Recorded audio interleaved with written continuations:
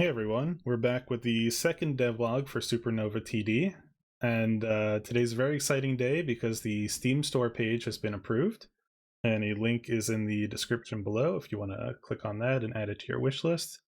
But today's video is going to be about the UI, because the UI, I was using a lot of placeholder stuff, it looked terrible. This was the screen where you chose what level you were going to play in. This was the town area where you had your inventory on the left and you had your character panel. There was a crafting area on the right, very basic buttons.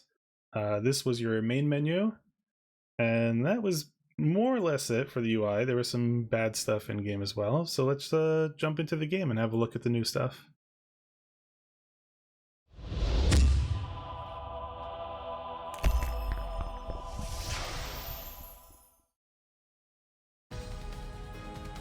So we have an intro video now. I got someone on Fiverr to make that for me. It was very nice, looked pretty awesome. We have actual background, and this is the assets that are being used on the Steam store page as well. So you have your basic menu, new game, continue, options, exit. There's really not a lot to it here. You'll notice there's music as well. The game has its own soundtrack. Well, at least there's 2 tracks so far, but there's going to be more. These are made specifically for the game. Let's just turn this down a little bit.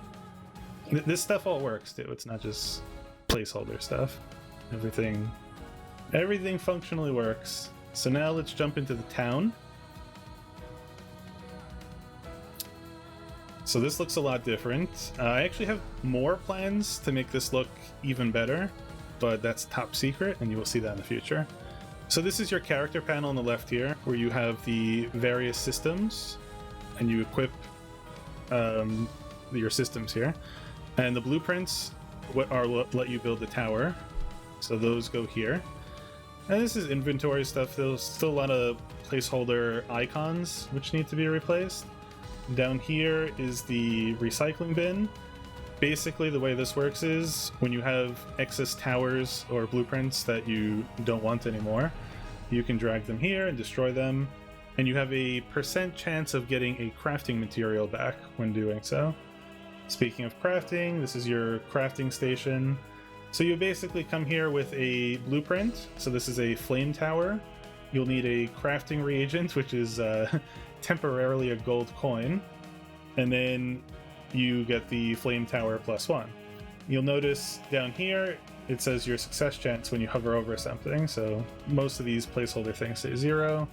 This one says 35 right now.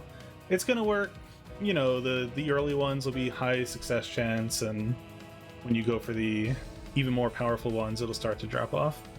You can fail this, and if you fail you'll only lose the crafting reagent. You won't lose your actual tower, because that could pretty much kill a run in its place if all of a sudden you didn't have a tower anymore.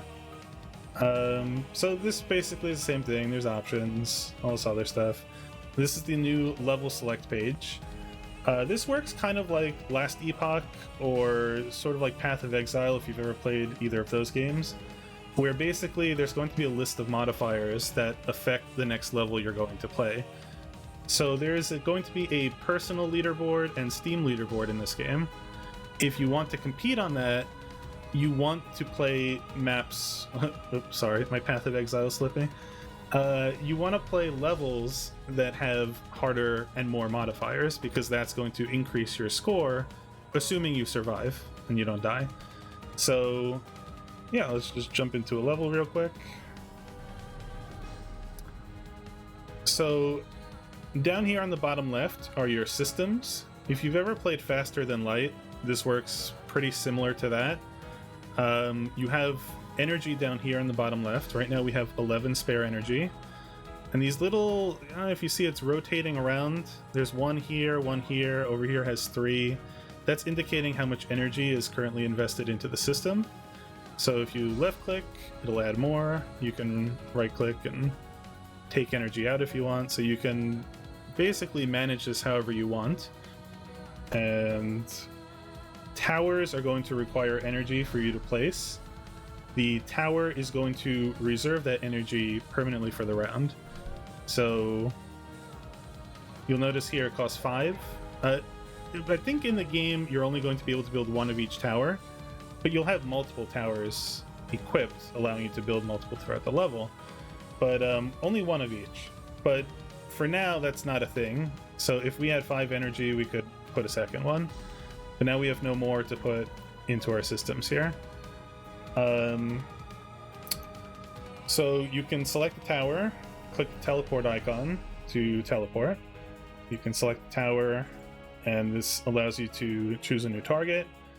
These don't have hotkeys yet, but they will, just to make it easier so you don't have to go back and forth clicking. We're about to lose.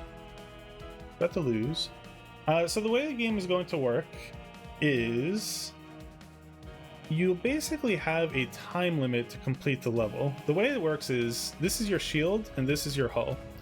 Over time, throughout the level, they're going to gradually tick down.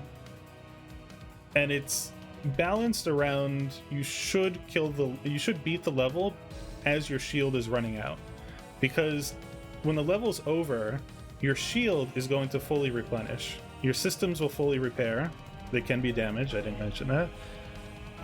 But your hull, this bottom one here, this is not going to fix itself. So any damage to the hull is permanent. And if your hull reaches 0, you lose the game. It's a permadeath game, you're gonna have to start over. Yeah, so that's more or less it. I guess we'll just talk about the systems quickly.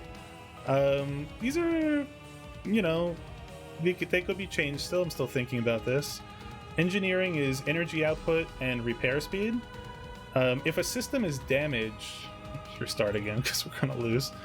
If a system is damaged, basically it stops you from going to that tier. So if you had 4 here and it takes 1 damage, you're going to get the level 3 tier of, you know, bonus. So it'd be cloaked enemies take 90% base damage instead of taking full. And to repair, you need to have the energy invested in it still. So you can't do this. You could if you wanted to take the energy out and put it somewhere else, but then that 4th pip is not going to repair itself. It needs to have the energy into it, and then the repair crews will work on it and fix it. Yeah, so energy output and repair speed. Navigation is sort of like evasion and will determine how long your shields last. So if this starts taking damage and you don't have full energy into this, you're going to have less time to finish the level. Research is crit chance. Security is if your security is not powered, it's going to allow more enemies to spawn. So that means more things for you to deal with. I guess we'll let the game over screen pop up. Yeah. So this is kind of a placeholder. I like these parts. The background, I want to do something different with. And when you lose, your save file is deleted. So you can't click continue, you have to start a new game. Let's actually win a level, because I changed that UI too. So, oh, that's a bug. That's a bug, nothing to see here. That should have not been there. You know, we're like 5-6 weeks into development, so bugs happen. But yeah, when you beat a level, you're allowed to choose new items, and yeah, that's it. I'm gonna leave that in. You know, some people might be embarrassed by a bug, and they'll go redo the video, but I ain't that kind of guy. So thank you guys for watching, and this has been really fun. It's cool that people are following along, and I will see you in the next one, hopefully with fewer bugs. See you guys. Check out the Steam page.